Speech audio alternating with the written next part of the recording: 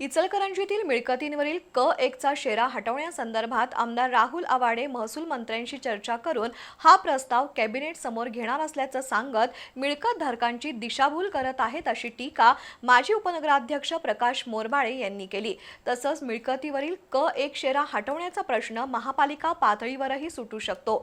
भूमापन अधिकाऱ्यांकडून नगररचना योजनेतील मिळकतींची मोजणी करून आणि अंतिम नकाशा तयार करून मालमत्ता धारकाला कब्जेपट्टी दिल्यास मिळकतींवरील क 1चा शेरा काढणं ही केवळ औपचारिकता उरेल असंही त्यांनी पत्रकार परिषदेत सांगितलं।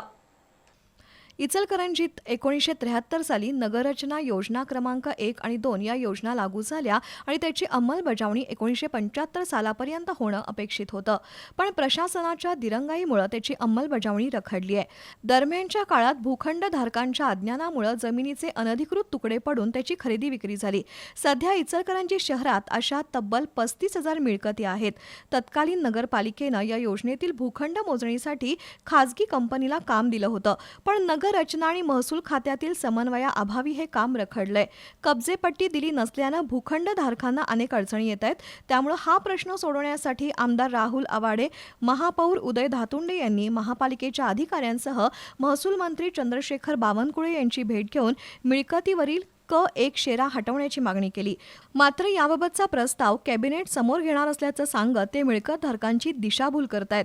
वास्तविक नगररचना योजनेतील मालमत्ता धारकांना जमिनीची कब्जेपट्टी मिळेपर्यंत प्रॉपर्टी कार्डवरील क 1 शेरा कमी होत नाही।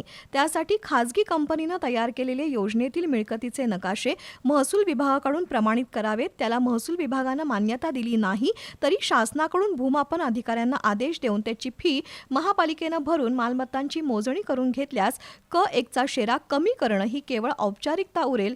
हा प्रश्न सोडवण्यासाठी जनतेच्या हितासाठी आमदार राहुल आवाडे तसंच संबंधित अधिकाऱ्यांशी कधीही खुली चर्चा करण्यास तयार असल्याचं प्रकाश मोरबाळे यांनी सांगितलं।